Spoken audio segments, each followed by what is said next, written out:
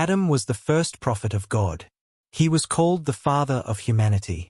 He was called the chosen of God. His time cannot be known. All people of the heavenly books believe that God created Adam on this earth. The creation of Adam was like this. God took soil from all parts of the earth.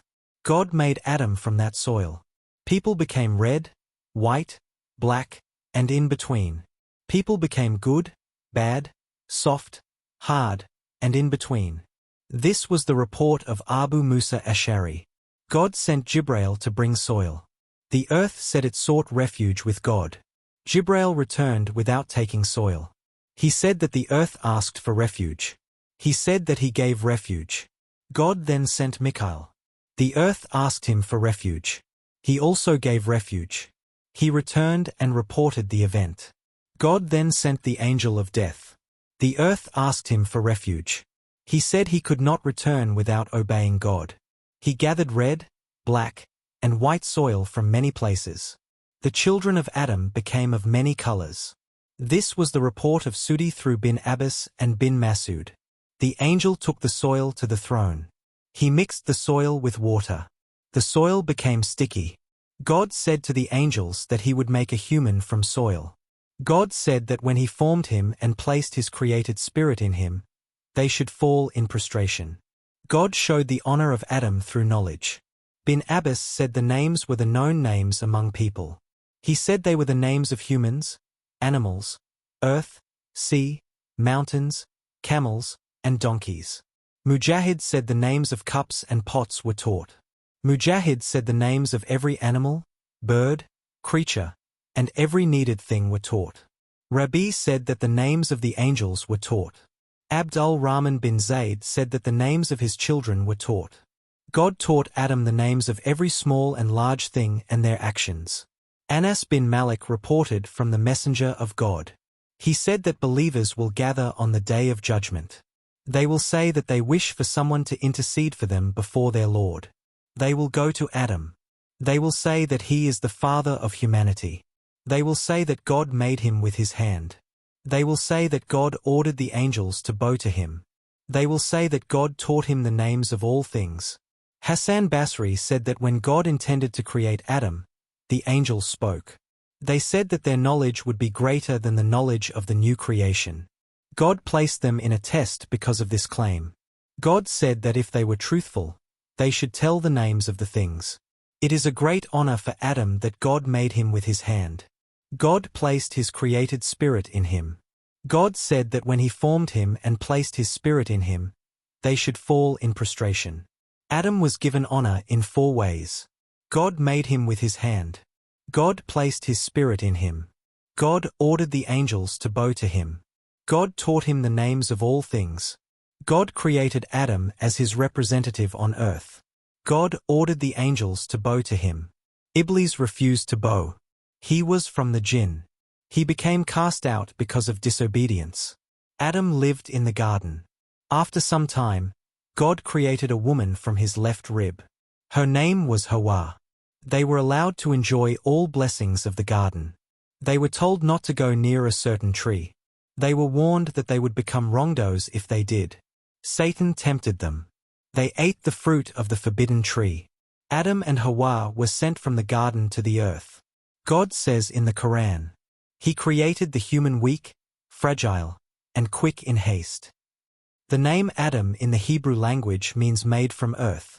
A hadith in Tirmizi and Abu Dawud says that the soil used to form Adam came from many colors and many qualities. The children of Adam became people of many colors and many temperaments. Some reports say that the place of the descent of Adam was the island of Serendip in Sri Lanka. They remained apart for 200 years. God accepted their repentance.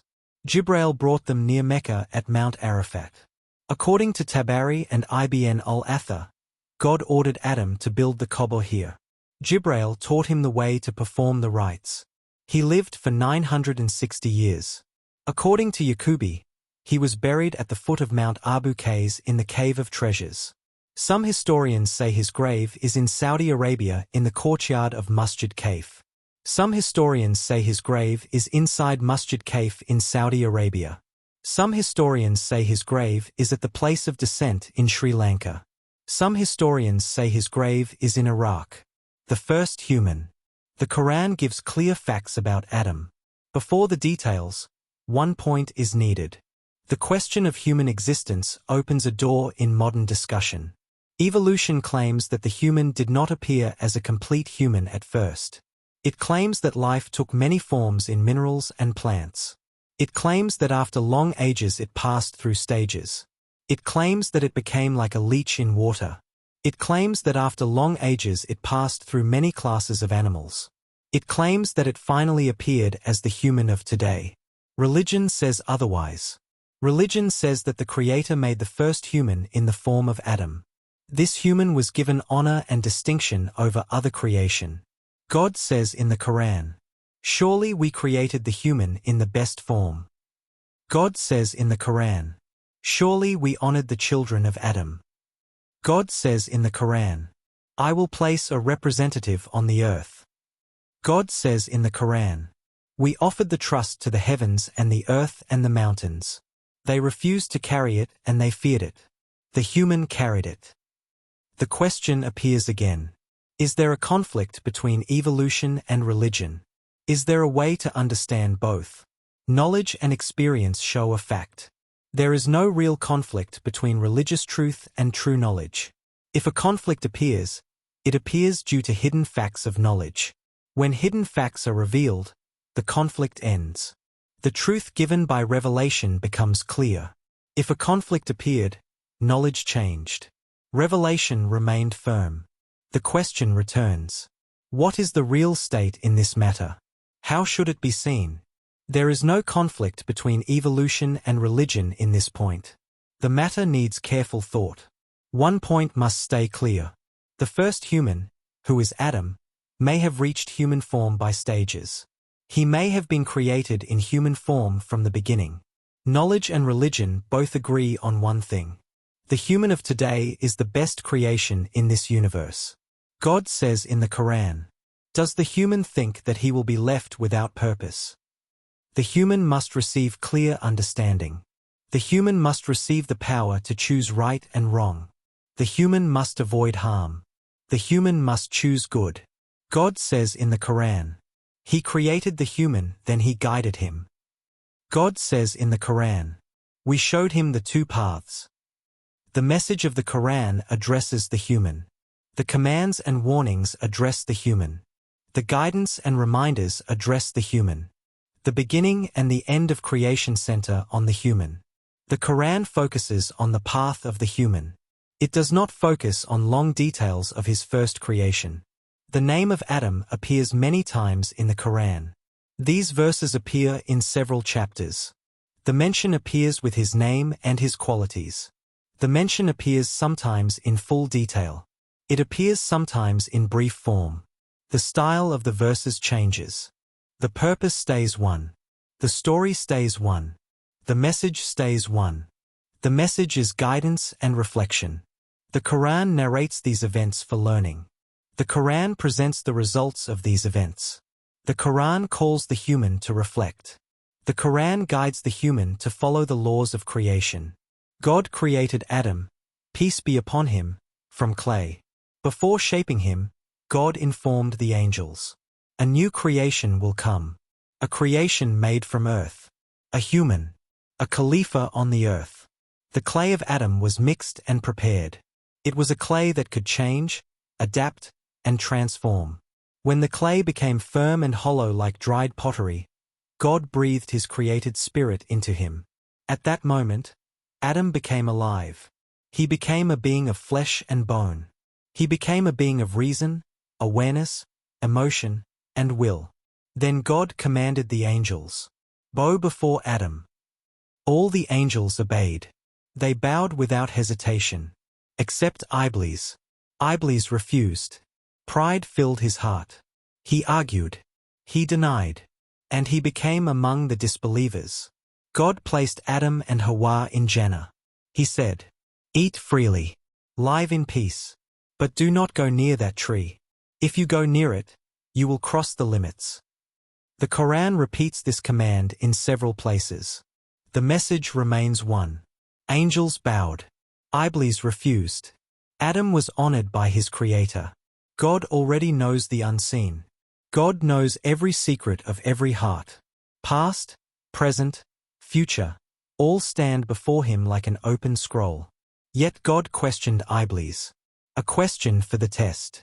A question for exposing the truth. God said, "What stopped you from bowing when I commanded you?" Iblis answered, "I am better than him. You created me from fire. You created him from clay." Iblis claimed superiority. Iblis claimed honor because of his origin. He said, "Fire rises. Clay sits low. So the one from fire should never bow to the one from clay." He implied injustice, as if God's command could ever be unjust. He imagined his worth through his origin. He imagined his status through his element. But he forgot the truth. He forgot that both he and Adam are creations. A creation cannot judge its own value. Only the Creator assigns worth. God reminded him, superiority is not in clay. Superiority is not in fire. Superiority is in obedience. Superiority is in the qualities God places inside a being. Iblis had drowned in pride. Pride blinded him. Pride made him challenge his Lord. Pride pushed him toward disbelief. So God declared the consequence. His arrogance made him blind. He accused his Creator. He denied the honor of his Lord. And for that rebellion, he became deserving of eternal destruction. This was the natural result of his own actions. God created Adam from clay. He informed the angels before Adam was formed. Adam would be a human and gain honor on earth. God shaped Adam from clay that could accept change. When the clay hardened, God breathed life into it. Adam became flesh, bones, muscles, and skin. He gained consciousness, sense, intellect, and emotions. God commanded the angels to bow before Adam. All angels obeyed except Iblis. Iblis refused out of pride. God spoke to Adam and his wife in paradise. They could eat from any tree except one. God warned that approaching it would bring wrongdoing. Iblis belonged to the jinn and disobeyed God. He became rejected from God's mercy and paradise. God asked Iblis why he did not bow. Iblis said, "I am better than him. You created me from fire, and him from clay." Iblis thought fire was superior to clay. He ignored that rank depends on God's gift, not matter. God declared Iblis blind in arrogance and disobedience. Iblis became deserving of eternal punishment. He requested respite until the day of resurrection. God granted his request. Iblis vowed to mislead Adam's descendants. He would approach them from all sides. God said those who follow Iblis share his fate. God confirmed his law of recompense is fixed. Those who turn from God and obey Iblis will face hell. Iblis left humiliated, awaiting eternal punishment. God informed the angels that he would place a caliph on earth. This being would have will and authority over the land. He could act freely for his needs and purposes. He would reflect God's power and authority on earth. The angels were astonished and questioned God's wisdom. They said, "Will you place one who spreads corruption and bloodshed? We constantly praise and glorify you, obeying every command." God replied, "I know what you do not know." He taught the angels not to judge creation prematurely. They must not assume knowledge of unseen realities. God's knowledge contains everything that angels cannot perceive. The caliph would be the manifestation of God's will on earth. It is wrong to think the angels questioned God to argue. They wanted to know the reason for creating Adam. They desired to understand the wisdom behind his caliphate. God chose to show them Adam's superiority through action. He granted Adam the greatest attribute, knowledge. God taught Adam the names of all things. He presented Adam to the angels and asked their knowledge. The angels admitted they knew nothing. They realized the test was not for them. The purpose was to show that divine caliphate depends on knowledge. Earthly authority requires knowledge, not constant praise or worship. God made Adam a manifestation of his attribute of knowledge. Thus, Adam alone deserved the caliphate on earth. The angels had no need for worldly knowledge. Adam needed this knowledge to manage all creation. God gave Adam all necessary knowledge through his perfect grace. God granted Adam the attribute of knowledge. This showed the angels his superiority and right to caliphate. The angels had no way to claim the caliphate. They would remain unaware of the universe's secrets. They would not know the properties and wisdom of creation. They have no need for food or resources on earth. They do not fear drowning or need to build ships. They do not fear illness or require medical knowledge.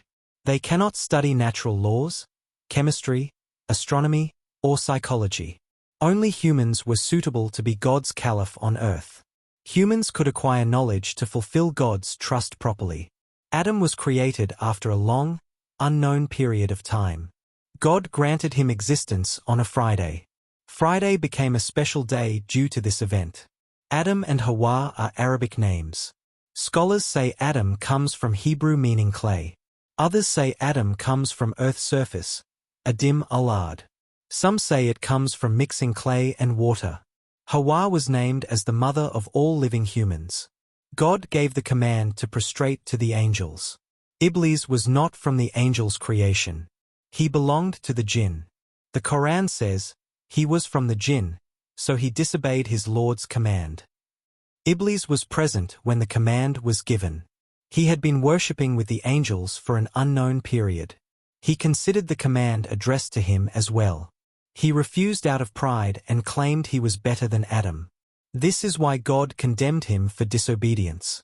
Some weak opinions suggest some angels were called jinn.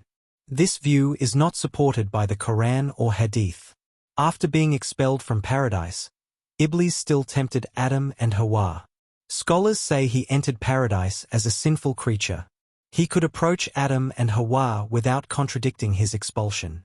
He whispered to their hearts to mislead them. The Quran says, then Satan whispered to them. God created Hawwa from Adam. The Quran says, and he created from it its mate. Adam and Hawwa lived in paradise before descending to earth. Scholars differ on which paradise it was. Most say it was Jannat al-Mawa, the eternal paradise for believers. The Quran says, O Adam, dwell you and your wife in paradise. The word paradise is mentioned with the definite article ul in Arabic. This indicates it was the well-known eternal paradise. God commanded them, then descend from it together. Some weak narrations suggest Adam landed in India and Hawwa in Jeddah. They met later at Arafat in Hijaz. The Quran does not detail this event. It focuses on guidance, not historical specifics. It is likely they were placed in the same location. This allowed humanity to multiply quickly. They could fulfill the honor of God's vicegerency on earth.